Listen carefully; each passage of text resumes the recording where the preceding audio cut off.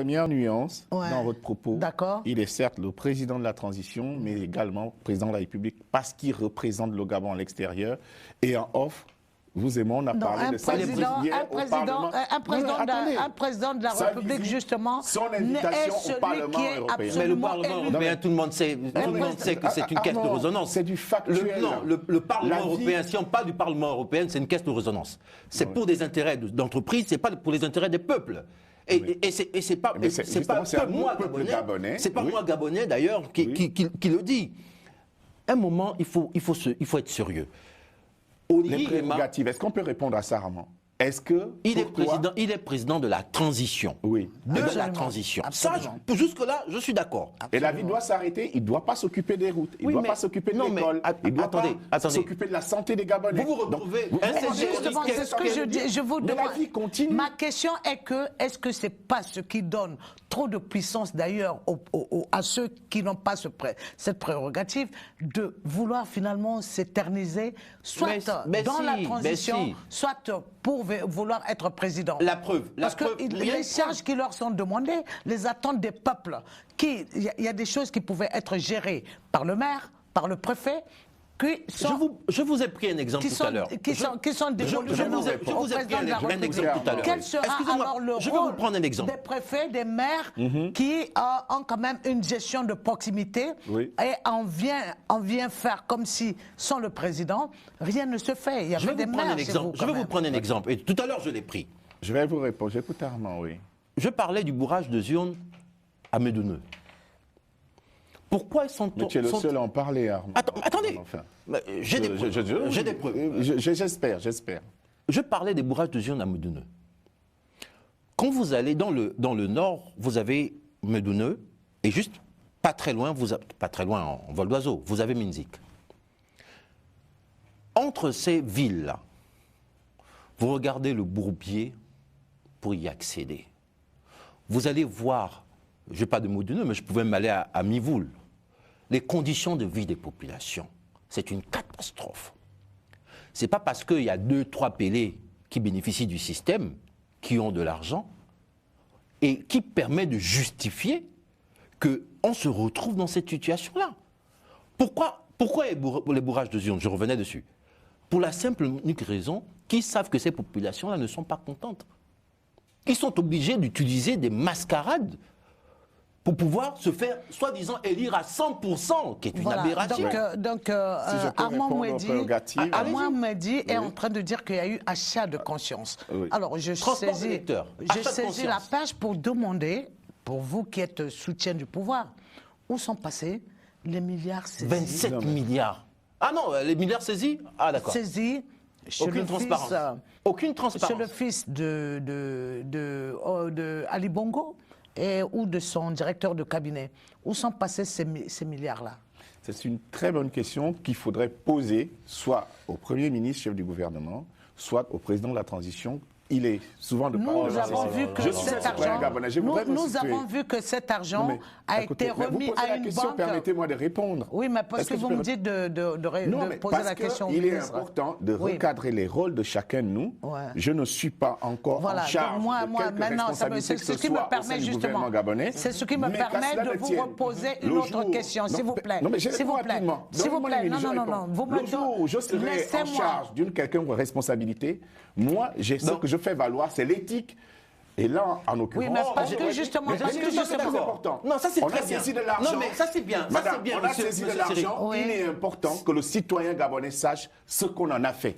Et là, exactement. Et là, je suis tout à fait d'accord. Voilà, parce que ce que nous avons vu, c'est que Olingi nous a montré un chèque de cet argent mis à disposition au lieu d'être injecté dans une banque publique ou au Trésor, on l'a vu que ça a été dévolu à une banque privée commerciale. Là-dessus, je peux vous répondre très factuellement. Allez-y. La saisie de l'argent. C'est pas parti au Trésor, hein, pourquoi? Attendez, le patron de l'administration dans un pays, c'est qui? C'est le Premier ministre. Cet argent a été remis officiellement, avec la photo que vous avez vue, au Premier ministre, chef du gouvernement. Et là, je peux vous rejoindre pour vous demander les comptes au Premier ministre. Qu'est devenu les fameux 7 milliards. Le bilan... Donc, il pourrait nous expliquer. Je suis un citoyen. D'accord. Comme toi, Armand, on se pose cette question, tout simplement. Mais moi, ce que je suis en train de dire, nous avons le devoir d'accompagner cette transition pour que non seulement elle tienne sur les 2 ans, mais surtout qu'elle réussisse. Et là, je ne suis pas d'accord avec toi. Non, mais je vais vous prendre un exemple. Je vais vous prendre un autre exemple. Non, mais je suis tout à fait d'accord. Permettez de sortir de la transition. Vous avez dit. Non, mais Cyril, tu as dit, on a le devoir, on doit accompagner cette transition. Oui. Mais je vais te prendre un exemple. Non, je vais te prendre un exemple. Je vais te prendre un exemple. On se retrouve à Mwanda. Et le président de la République présente un notable de Mwanda, qui est les patrons de Comilog. Et la population qui vit sur place, qui connaît la réalité de l'endroit, va huer sur le fameux responsable. Parce que eux, ils sont sur place, donc ils savent en réalité la probité morale de cette personnalité. Donc ils huent sur ce personnage, et le président vient et dit, vous voyez, c'est la raison pour laquelle je laisse ces gens-là. Est-ce que vous vous rendez compte, pour rebondir dans ce qu'il vient de dire, que les conseils qu'on va donner à cet individu, à ce Tolé Guingema, il ne va pas les prendre en compte. Mais est-ce que vous, finalement, vous êtes pour le retour du système Ali Bongo? Mais visiblement, pour quelque chose. Il y a une contradiction. Non, mais je reviens sur ce que j'ai dit. Il y a une contradiction dans tes propos. Non, je reviens, parce que à cette question, la réponse, elle est claire. Le 30 août, j'étais heureux. Mais malheureusement, j'ai été heureux que quelques instants. Voilà la bêtise d'ailleurs. J'ai voulu être heureux un peu plus, mais j'ai été heureux quelques instants. Pourquoi? Parce donc, est-ce que vous voulez nous dire qu'il y a une inadéquation entre le semblant de bien-être, le bien-être qu'affiche Olingi avec l'achat des Louis Vuitton qu'on voit, et le peuple qui, vous nous dites, qui tire le peuple... Je vais vous prendre un autre exemple, parce qu'il faut des exemples. Vous allez dans le Goué Ivindo. D'un côté, vous avez Boué qui d'ailleurs fait partie qui est rentré dans le patrimoine universel de l'UNESCO, par la LOPE notamment. Boué, c'est une catastrophe. Vous êtes à Boué, vous allez à Ovan, et ensuite plus loin, vous avez Makoko, mais plus loin, vous avez Mekambo. Mais quand vous regardez ces endroits-là, parce que récemment, ils ont trouvé le fer de Bilinga. Sinon, non. Effectivement, ils ont relancé la production, les travaux pour l'exploitation de Mbilinga. Mais quand vous allez dans ces endroits-là, parce que ça fait plus d'1 an, ils l'ont déclaré, quand vous allez dans cet endroit, vous n'avez que les larmes pour pleurer. Voir combien de fois la population est dans l'extrême misère. Mais donc, Armand... Paradoxalement, on va vous dire que vous dépensez parce que pour 27 milliards pour organiser la triche. Parce que c'est ce qui s'est passé. Organiser la triche, 27 milliards. D'accord. Alors que la population par rapport au temps, je voudrais changer de registre un peu. C'est une question d'observation. Il s'avère que le secteur, il y a eu une réforme du secteur pétrolier. Oui. Qu'est-ce que cette réforme change du fonctionnement du temps de Ali Bongo? La première chose, c'est que le Gabon retrouve sa souveraineté dans la gestion de son pétrole. Aujourd'hui, nous disposons d'une compagnie à Salah, comme toi-même tu l'as vu. Aujourd'hui, nous sommes souverains dans la gestion de notre pétrole et même de l'exploitation jusqu'à la vente. C'est la première chose qui change. Et donc, lorsque vous regardez le budget de l'État gabonais, il est en constante augmentation. Parce qu'il fallait reprendre la souveraineté dans ce qui est réellement la première richesse de notre pays. Si, je voulais rebondir rapidement sur ce que Armand... Parce que là, il me donne même des cheveux blancs. Non, mais ça reprend le truc. Vous n'avez pas de cheveux sur la tête. Je ne vois pas de cheveux sur votre tête. Aucun de vous n'a des cheveux. Tu n'arrêtes pas de dénoncer la misère, les manquements qu'il y a eu. Mais c'est l'ancien système, Armand. Ah bon? Donc, visiblement, tu veux que nous restions dans cela. Mais non! Alors, ce qui est proposé aujourd'hui, c'est une rupture avec l'ancienne gouvernance. Non, mais Cyril, tu es bien d'accord avec moi? Tu es bien d'accord avec moi? Vous me noyez très bien, mais restons dans la question que je vous ai posée. Excusez-moi.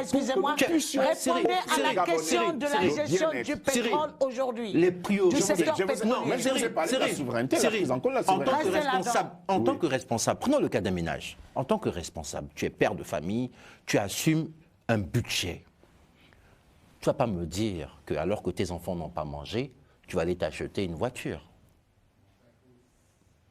Oui, vas-y, continue, Armand. Mon problème, et j'en reviens toujours, parce que tu l'as dit, la souffrance des Gabonais est telle que quand Oligui Nguema allait contracter ses dettes, parce qu'il a contracté une dette, la priorité des priorités, c'est de mettre à la disposition de ces personnes qui souffrent.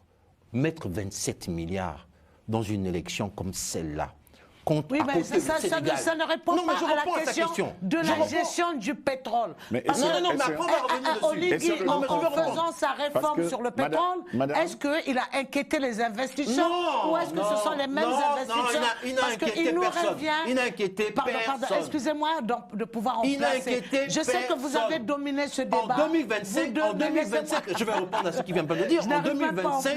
En 2025, le pétrole... Tu ne laisses pas... Mais non, mais Cyril, il faut expliquer aux Gabonais que ce qu'on a aujourd'hui, c'est pas un rêve. Tu es en train de dire aux Gabonais, on est dans l'utopie complètement, en fait. Tu es en train de dire aux Gabonais, contractons les dettes pour nourrir les gens. C'est ce que tu es en train de dire aux Gabonais. Tu sais, moi je considère... Non, je dis, il y a la bonne et la mauvaise dette. Non, il y a la bonne et la mauvaise dette. Voilà. C'est ce que je suis en train de dire. La bonne et la mauvaise dette. On ne peut pas prendre. On a organisé, d'ailleurs, c'est plus de 6 milliards de francs CFA pour faire venir 6 PD 3 tendus, pour se mettre assis et nous pondre ce qui... Gabon Direct.